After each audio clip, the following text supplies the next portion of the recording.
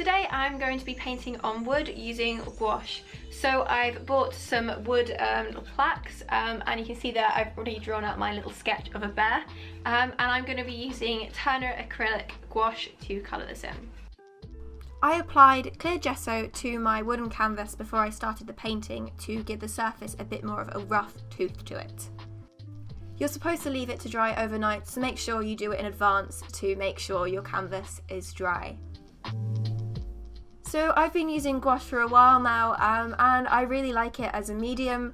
It's quite similar to watercolour and acrylic. I mean, it's kind of in the middle, so you can either put it on as it is, or you can make it a little bit more watery like watercolours if you wanted to, and it's just so easy to blend, and I really like the effect it gives once it's dry. I really enjoyed applying it to wood, and I think it was definitely the easiest painting I've done with gouache before. I usually use it in my sketchbook, and I think this wood surface was just so much better for it. It just worked so much nicer, and I had a bit more fun with it just because it was a lot easier and quicker to do. Personally, I use Turner acrylic gouache. I've got a range of different colours. I've got one of the smaller sets, and then I've bought some of the colours individually. They are fairly expensive, but I guess no more expensive than your Copic marker would cost, so it's not too bad. Probably more expensive than acrylic paint and some cheaper watercolour palettes. One of the things I love about gouache is the texture it leaves behind. It's kind of hard to explain because it's very different to, you know, the texture you get with watercolours, but I just really like how kind of rough and jagged the edges kind of look, and sometimes I feel like it looks like you might have drawn your illustration digitally when you use gouache. I think that's because when you apply one colour it looks so smooth and soft, and then when you layer the next colour at the top, it blends in with kind of very smoothly, but you can also see the texture, and I just really like the kind of look that it gives. This is the first time I've ever painted on wood. When I was looking for wood panels, there were lots of different types. Some of them were more softer and smoother, and some that were a little bit more rough. I think if I was going to try this again, I might try it on one of the smoother canvases and not use the gesso on it. Just to see what kind of would work and whether or not I liked how it came out. Though I feel like the gesso definitely helps stick the paint, and it makes sure it doesn't like smooth and peel off. But I guess you could possibly seal that with varnish to stop that from happening. With the bear illustration, I originally drew it digitally. And to be honest, I think I preferred how it came out digitally.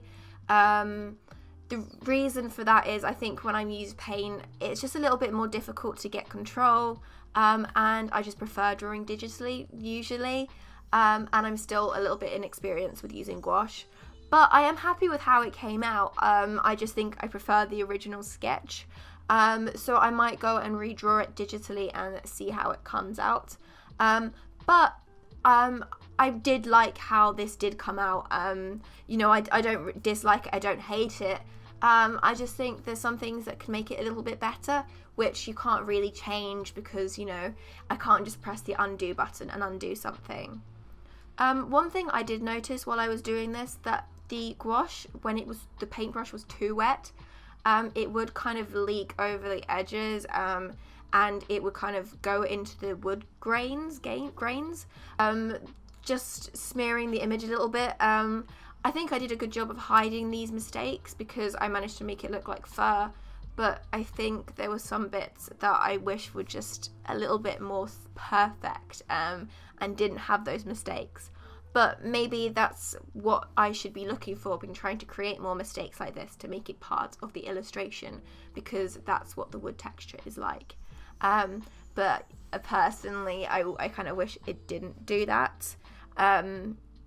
But other than that, when the paint was just as it is, when the paintbrush wasn't wet, it was so easy to apply, and I really did enjoy that.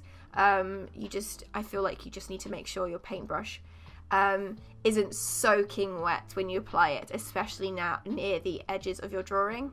I didn't want to include a background with my illustration, so I feel like that may put me at a bit of a disadvantage, especially when it comes to mistakes, as I can't really hide them with the background.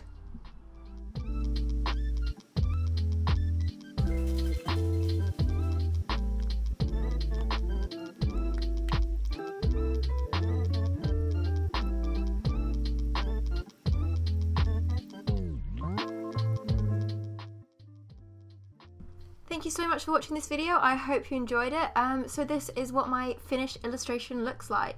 If you like this video, please give it a thumbs up, and if you're new here, hit the subscribe button and the bell button down below. My social media accounts are also listed down there too, along with my shop link, which will be opening in a few weeks' time. Thanks for watching. Bye!